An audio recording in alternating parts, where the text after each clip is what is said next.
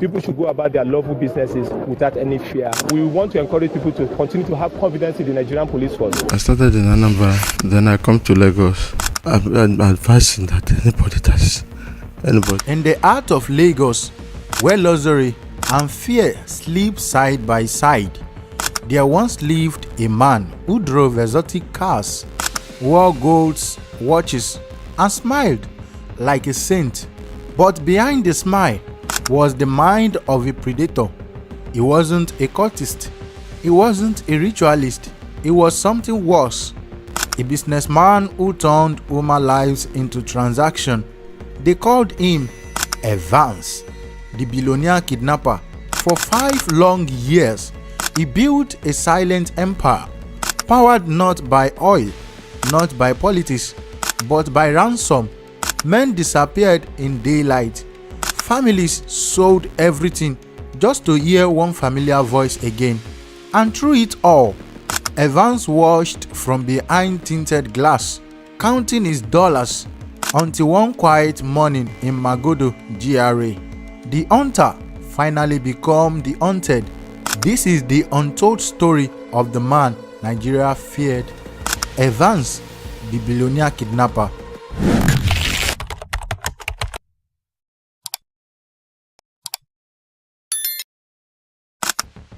Magodo, GRA, a place of peace, luxury, and quiet wealth.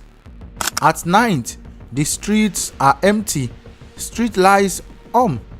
No one could imagine that behind one of those gates lived a man whose name would soon echo through every radio, TV, and police station in Nigeria.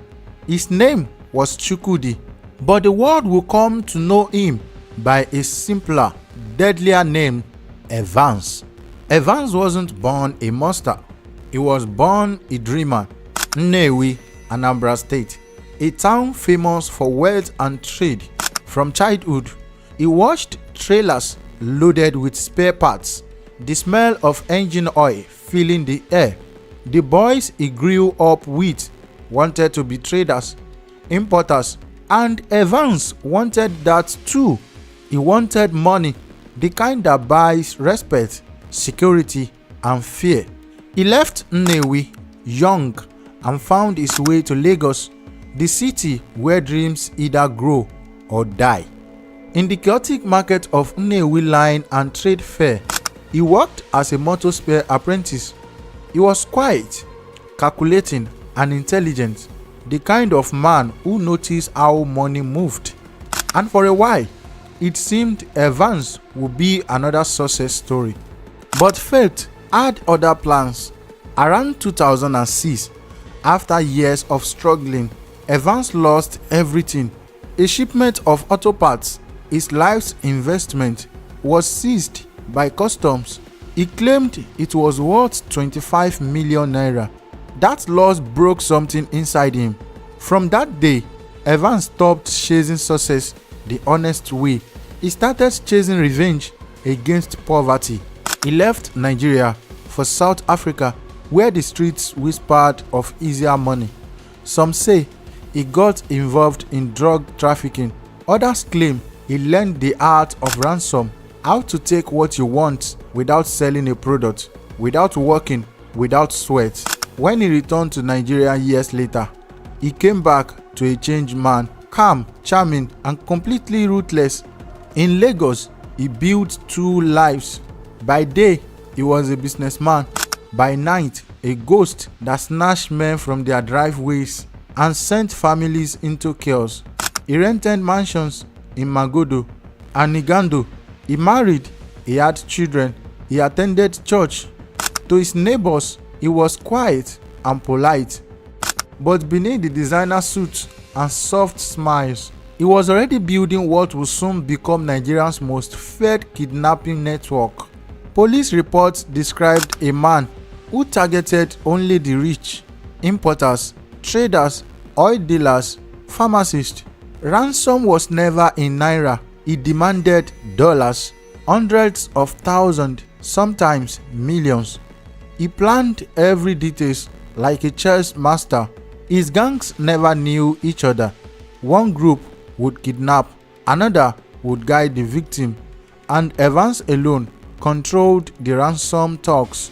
That way, no one could betray him completely because no one knew the full picture. His victim described him as calm, never shouting, never emotional. He would call the family personally. His voice was low, firm, and frightening polite.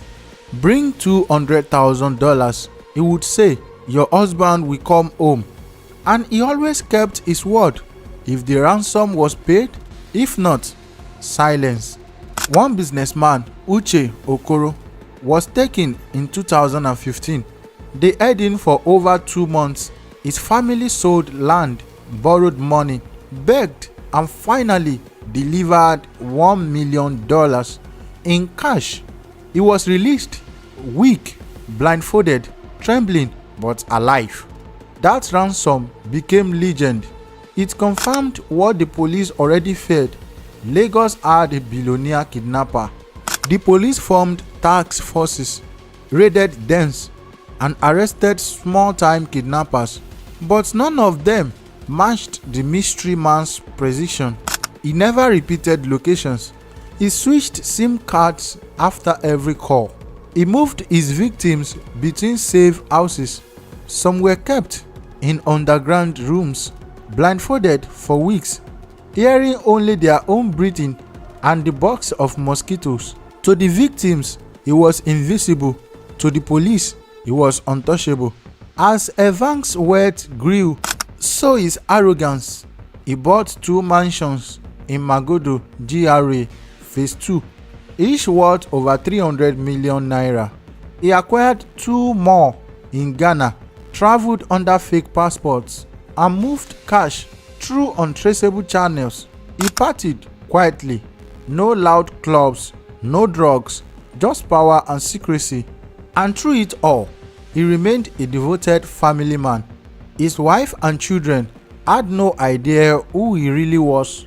The double life was perfect until greed pushed him too far. In 2013, Evans tried to kidnap a billionaire transporter, Chief Vincent, the owner of Young Shall Grow Motors. The operation went wrong.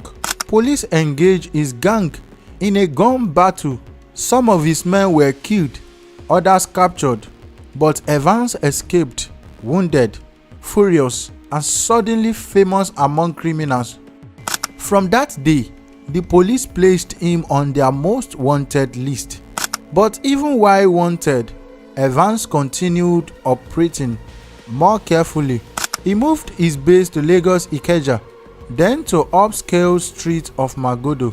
He changed phones every week, sometimes sending one car ahead while he followed another route. The police began calling him the Ghost. Police will say, "We had his number several times, but by the time we traced it, he was gone." He used technology better than some of our home officers. At home, Evans would kneel with his children and pray. He asked God to bless their family, to protect their father from evil men.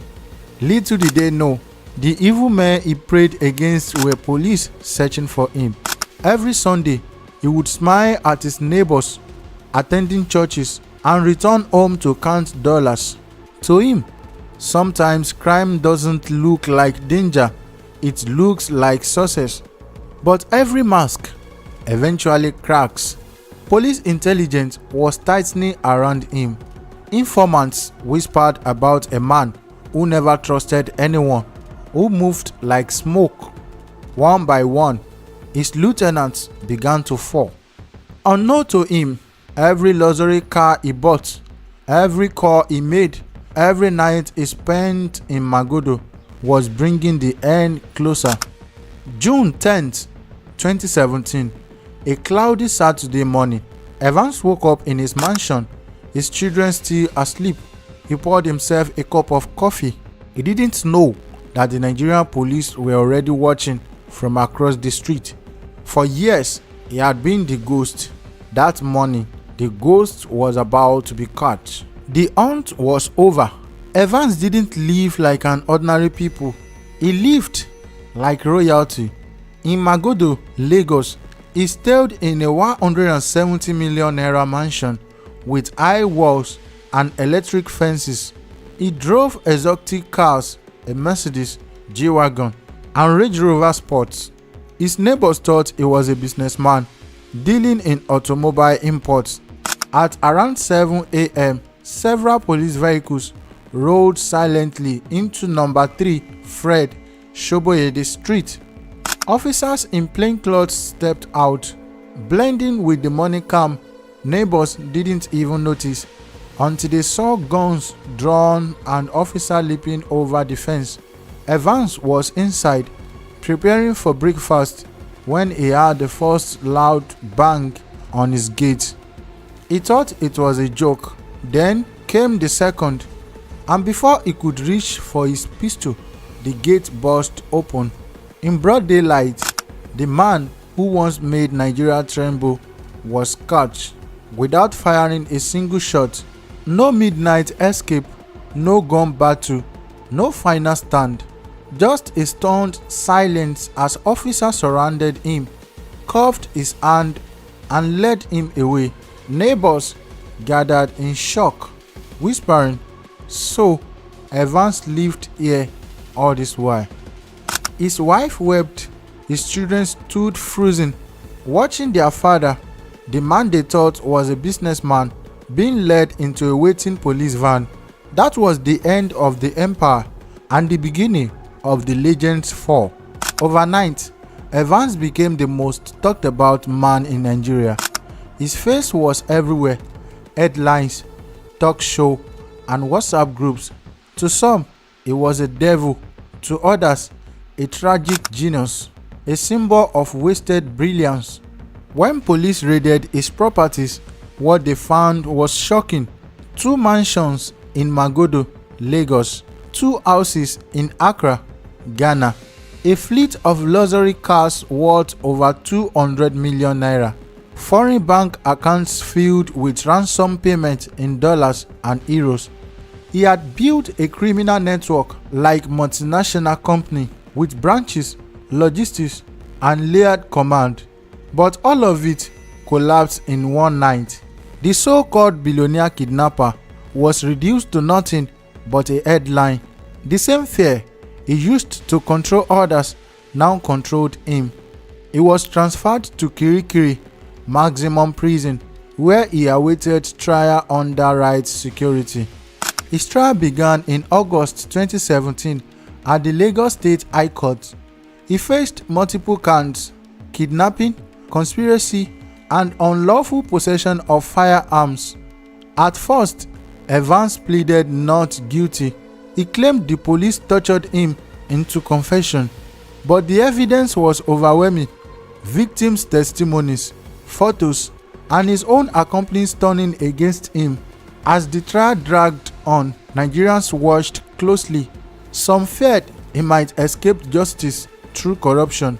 Others wanted him to face the full weight of the law.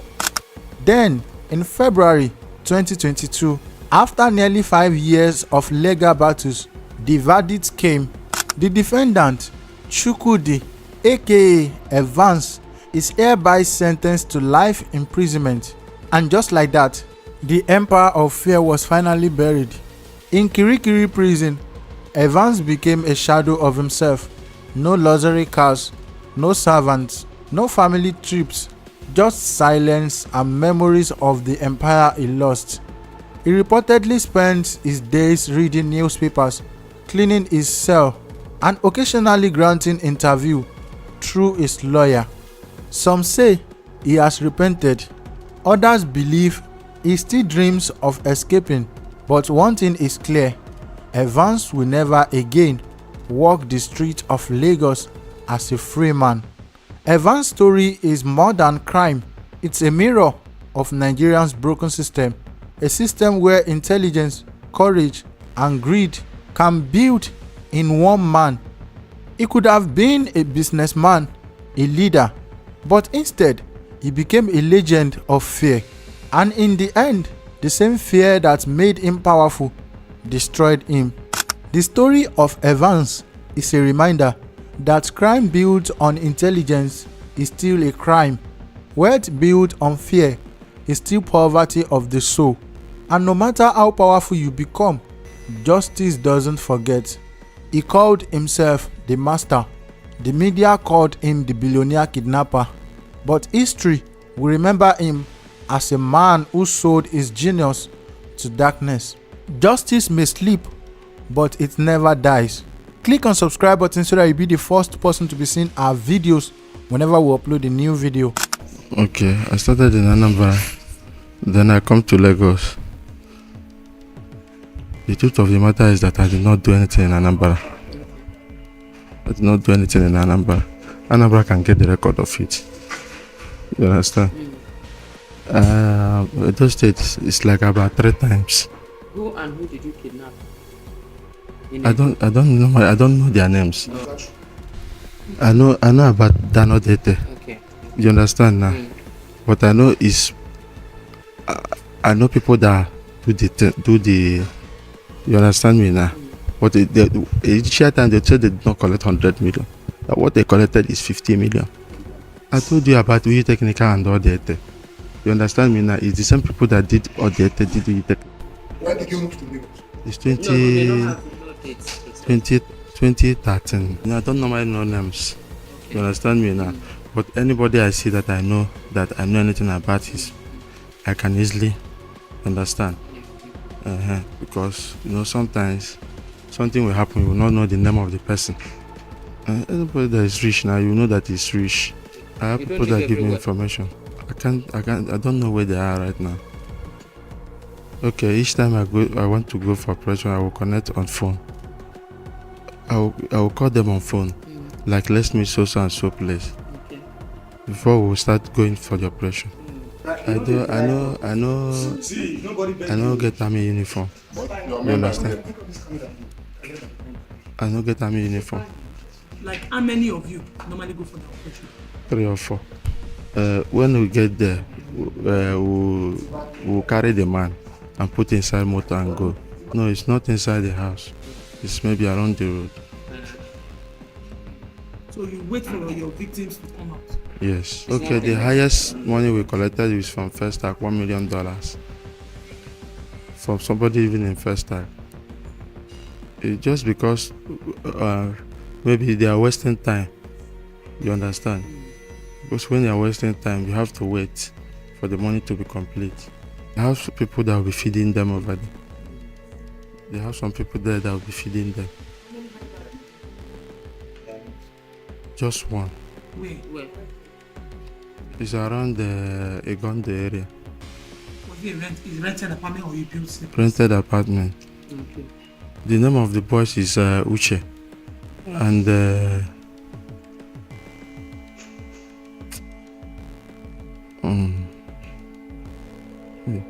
How many of them? there are 2. Okay, just 2. Are they armed? I can't remember his name. You say you can't remember the Are they second armed? person. No. I know the boy called he's an Igbo boy. He's from Agre. Yes. His name is escaped me, but I'll remember. Okay. How much do you pay them? How long have they been working for you then? It's not quite. It's okay. The boy is a new person, but Uche is the old person. Okay. How much do you pay Uche before this boy joined? 2 million naira Every month or every operation? every operation. 2 million. No matter the amount. Do you cheat Sometimes your it's boss? above that. Your 2IC, how much do you give him? Do you know after each The operation? second in command. It depends on the money we got, we make. Who collects the ransom first? Who goes to collect? I can make the call, but Okay. they can go and collect the money. It's when they bring the money, we have to share it, all of us. How many are you in the court? Like 6. You have boys in each state? Yes. It's only 6 people I have in Lagos here now. I don't have anyone in Edona. No. And I don't have both in Anambra, I don't have. If you want to go and kidnap in Edo, what do you do? That time, that is phone call. That was that time. We make phone call. Then we'll gather together. Where do you gather? Where do you meet? We can meet along the road. Like along the road now, you ask somebody to wait for you. Or you can there pick in with motor. Tell us about your family, your mom, your sister. Do they know what you do? As for my mom don't know what I do like that. Where do you meet with your mom? I normally see her once in a while, like in the village. She, as a human being, she know. You understand now, but it's not that she's in support. Where is your sister? She's in Lagos, yeah. She's in Lagos. What about your sister? Does she know what you do? My sister? No. I bought it for 130 million. From who? Huh? From who? Wait. From an individual, from a company? An individual. When did you buy it? When? What year? It's last year. Okay, just where were you living before you bought this house? I was living somewhere around here. Around here too? Yes. How many houses do you have in Magojo environment? There's 2 houses. 2 houses. How many houses do you have in Ghana? I have 2. I built it myself. I did not buy. Okay. Just how buy much did block. you put in building it? It's 15 million I put. That's 15 million. Million was. For the 2 of them. For the 2 of them, 30 million. Yes. Is it a bungalow? It's a duplex. I don't have house in Canada. No, get. It's not me that care. I don't care. You killed. It's your I voice. don't care. Who killed? Please, so. You know, I would not know. Even somebody died, I don't know. The young Chagro story is that that day I was driving. So anything that happened, I was driving. How many of you? You drove your boys? Yes, Damn, that was a. How many of you? we are 5. How many died there? 2. 2. What happened to 2? They got shot. Who and who? It's Uche and Punchman. yes, Eh? How many yes, of you survived? Mention the name. 3. Who are? It's in, his name is Nandi and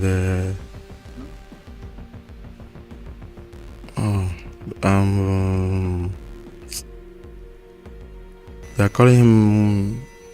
There's one guy, Adam Walkie or something like that. I don't. And who are they? Me. The young Shagro operation. Who and who fired gun in that operation? You know, I was driving. Yeah, I know. You understand now? Who and who carried the key and came out to fire? Okay, so Uche and Onchman and Nandi. How did you sustain this? Wait a minute. You say what? It's when I'm doing drug business in South Africa. That is where I got the blood wound. How? Somebody shot me. How many countries have you left? Only South Africa and Ghana. When you get your ransom from here, where do you spend it? How do you spend it? I spent it here in Nigeria. I have not traveled since 2007. How do you feel that your children will be seeing something like this? I don't have any message for them. God will take control. I'm advising that anybody that's doing kidnapping should quit.